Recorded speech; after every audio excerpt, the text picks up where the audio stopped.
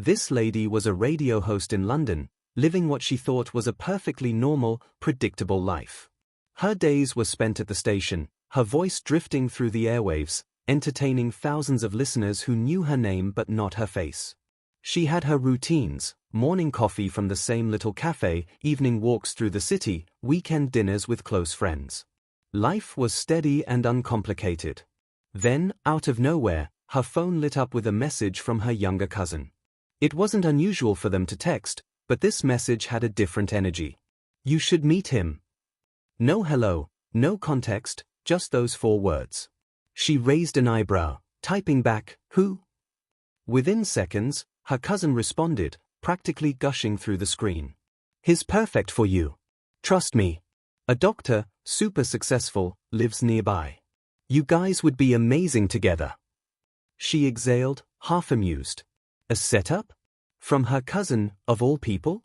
She wasn't exactly looking for love, but something about the excitement in the message made her hesitate before dismissing it outright. Apparently, he was a well-respected doctor, a cardiologist, to be exact. He lived not too far from her, which was rare because, in her experience, all the good ones seemed to either be married, living in another country, or both. But not him. According to her cousin, he was local, single, and an all-around great guy. The kind of man people spoke about in glowing terms, the type you don't just stumble upon by chance. Curious but not overly eager, she accepted his friend request.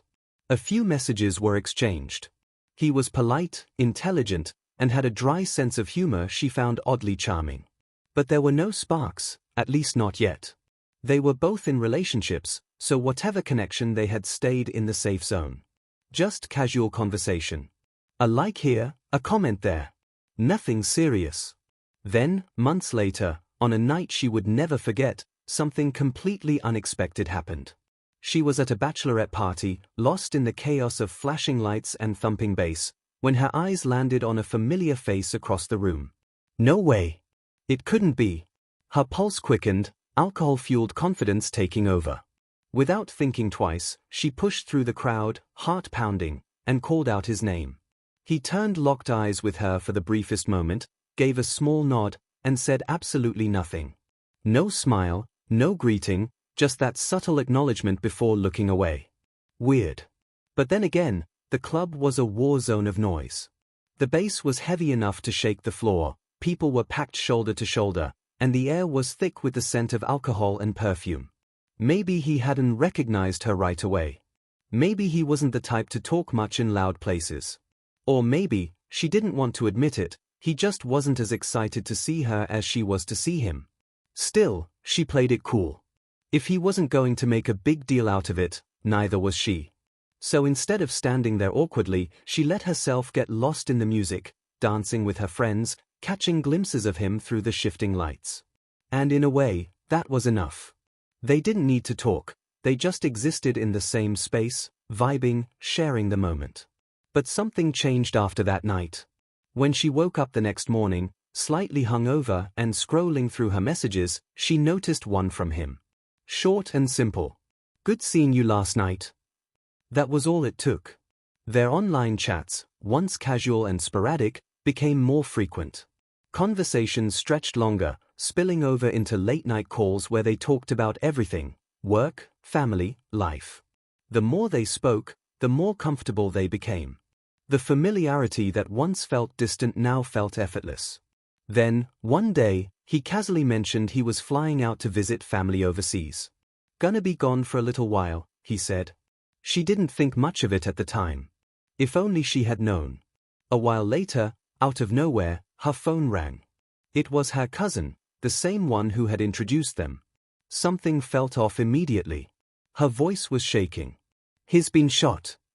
She sat up straight, her heart slamming into her ribs. "What?" "It's bad. I don't know if he's gonna make it." Her mind struggled to process the words. Shot? How? Why? Where? But here was the thing, she barely knew him. Sure, they had talked, laughed over text, and shared parts of their lives, but they weren't close. Not really. So why did this feel like a punch to the gut? She felt bad, obviously. No one deserved that. But what could she do? She wasn't his girlfriend, his family, or even a lifelong friend. Just someone who had crossed paths with him for a brief moment in time. A few days later, the worst was confirmed. He didn't make it. It was shocking. Tragic, even. She sat with the news, let the weight of it settle, but life moved on. Until a few months later. Her phone rang again. Same cousin. This time, the voice on the other end was hesitant. Like she wasn't sure how to say what she was about to say. So, crazy thing, he's actually alive. Her stomach dropped. Excuse me, what? Yeah, so, he had to fake his death. Witness protection. He's in New York now. She pulled the phone away from her ear, staring at it like it had just grown a mouth and started speaking gibberish. What kind of movie plot nonsense was this? That should have been a red flag. A massive, waving, neon-colored flag. A story so outrageous it belonged in a crime documentary, not real life. But instead of questioning it, instead of sitting down and thinking, wait, does this even make sense? She did the one thing she shouldn't have done. She reached out. And just like that, he was back. This time, things got serious. No more casual chatting, no more light-hearted banter. This was life and death now. He was recovering from the shooting, his health a wreck, strokes, blood clots, endless complications from surgeries. He couldn't even leave the hospital. His life was a mess, and she became one of the few constants in it. They talked every single day. Not just with him, with his whole world. She got to know his doctors, exchanged messages with his ex-wife, even chatted with his sisters. It was all so real. Every single detail checked out, every person vouched for his story. And so, the years passed. Then, one day, out of nowhere, he hit her with something she never saw coming. I've always loved you. Her heart stopped. Loved? She wasn't expecting that. Sure, they were close. They had shared so much. But, love? Before she could even process what was happening, she heard herself saying it back. Because deep down, she felt it too. Boom. Just like that, they were in a relationship. There was just one problem. His injuries made it hard for him to talk, so he never called, only texted. So, she adapted. She sent voice notes instead, whispering how much she missed him, how she wished she could be there, how she dreamed of the day they could finally be together. And in return, he sent long, heartfelt messages, pouring out his soul in every single word. The connection? Undeniable. The truth? Unbelievable. They even Skyped. Not once did he turn on his camera, but he spoke, or at least, he tried to. His voice was soft, strained, barely a whisper against the static of the call. Fragile, like someone who had been through hell and barely made it back. And she believed every bit of it. Then, one day, he proposed. Not in some grand, romantic way. No fancy dinner, no getting down on one knee. It happened through Facebook Messenger. A simple message. Marry me. It wasn't how she had imagined it, but this was their story, right? Unconventional, complicated, but theirs. So, she said yes. And just like that, her inbox exploded. Messages poured in, his friends, his family, all congratulating them. It was overwhelming, surreal. They started planning. Wedding venues? Picked out. Engagement rings? They sent each other links. Their future together? Mapped out. It was happening. After years of waiting, of conversations and longing messages, they were finally going to be together. But then, he kept canceling. Every single time they planned to meet, something went wrong. Witness protection is relocating me. Another stroke. I can't move my right side. Doctors won't let me fly. Excuse after excuse. A new reason, every time. At first, she was patient. He was sick, he was in danger, she had to understand. But as the months dragged on, patience turned into frustration. Why did it feel like she was engaged to a ghost? Then, things got worse. At first, he was sweet. Loving. But slowly, his text changed. Where are you? Who are you with? Video call me. Now. It didn't matter if she was at work, out with friends, or just trying to relax, he needed to know. And she did it. Every single time. She turned on her camera, showed him where she was, proved she wasn't with anyone she shouldn't be. But he never turned his own camera on. Not once. Still, she ignored the unease creeping in. He had been through a lot. Maybe he was just insecure. Maybe this was his way of holding onto the only stable thing in his life, her. Then, after nearly a decade, it happened. "I'm coming to London." She couldn't believe it. Finally. She was ecstatic. She tracked his flight online, her heart racing with every update. Landed. Taxiing. Baggage claim. She imagined the moment. Seeing him. Touching him. Looking into his eyes, not through a screen or a text, but in real life. Then, hours before they were supposed to meet, he cancelled. Again. And that was it. The breaking point. The moment all the doubts she had buried, all the nagging feelings she had ignored, finally broke free. Something wasn't right. So, she did what she should have done years ago. She hired a private investigator. It didn't take long. Days. Within days, she had an address. He wasn't in witness protection. He wasn't recovering in New York. He was living an hour away. Furious, she didn't think, she just drove. An hour. 60 minutes.